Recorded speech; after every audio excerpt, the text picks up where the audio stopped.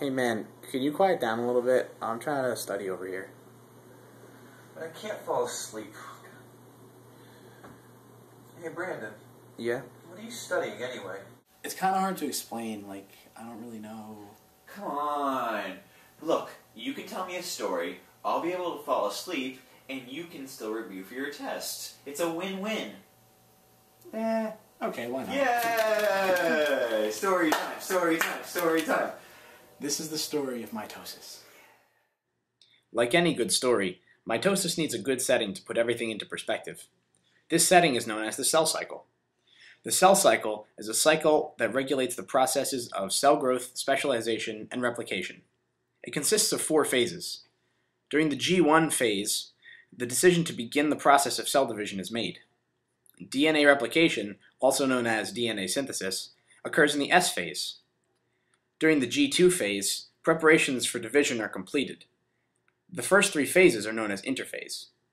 After the G2 phase, the cell enters the brief M phase, which is the period during which mitosis takes place. The main character of this story is the chromosome. Wait, what's a chromosome? A chromosome is DNA that has been wound around histone proteins. The chromosome features 2 sister chromatids attached at a centromere. The chromosome pictured here is a result of S phase of interphase, where DNA is replicated. This means that the cell after S phase is diploid, since it has 2 sets of genetic information. Once upon a time, there were masses of chromatin that lived in the nucleus of a cell. The chromatin was hanging out one day, when out of nowhere it became condensed and wrapped around histone proteins to form chromosomes.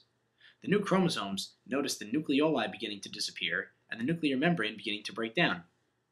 They also noticed the centrioles had migrated to opposite poles, and they felt themselves moving towards the center of the cell. Then they realized, we must be in prophase. As the chromosomes moved towards the metaphase plate, they could see the centrioles were already at opposite poles of the cell, and the mitotic spindle was approaching them as they reached the plate. The spindle fibers, which are made of microtubules, attached to each side of the centromeres, and they knew they were in metaphase. Instinctively, they braced themselves for the next step, anaphase. With a fluid tug, the chromosome split into 2 sister chromatids apiece. Each sister chromatid realized that they had become their own single-stranded chromosome, as the spindle fibers led them on the journey to opposite poles. As the chromosomes reached their new homes, they noticed nuclear envelopes forming in around them, and nucleoli reforming as well.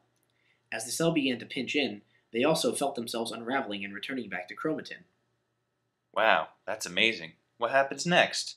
Well, in the end, the original cell splits into 2 daughter cells, each with their own membranes, nuclei, and sets of chromatin. And so there's the story of mitosis. Wait, that's it? Yeah, pretty much. I mean, that can't be it. You've got that whole huge book there and you got a test tomorrow. Come on, you gotta tell me more. I'm barely tired at all. There is meiosis.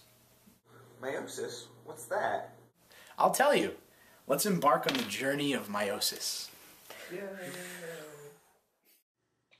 Meiosis is similar to mitosis in many ways. Prophase, metaphase, anaphase, and telophase are all present once again, and chromosomes still have the starring role. But meiosis is divided into 2 stages overall. In meiosis 1, we rejoin our friends the chromatin, who quickly become chromosomes in prophase 1. This time, though, chromosomes form tetrads with other homologous chromosomes. These pairs of chromosomes form chiasma in a process called crossing over, where non-sister chromatids exchange pieces of genetic information. Then, the teams of chromosomes form up together in metaphase 1, where independent assortment occurs. In anaphase 1, the homologous chromosomes part ways sadly, but on even terms, of course, each headed for a different pole of the cell. Whew. I know what happens next. Telophase 1, right? Yep, telophase 1 occurs next, followed by cytokinesis. This leaves 2 haploid cells with double-stranded chromosomes.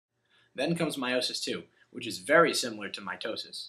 In fact, the only differences are that there are 2 mother cells, which are each haploid with double-stranded chromosomes, and each of them yield 2 daughter cells, which are also haploid, for a total of 4 gametes, as they are known. Since gametes are used in reproduction, crossing over and independent assortment provide genetic variation. And so, the cells lived happily ever after, until the cell cycle started again. I think he liked it.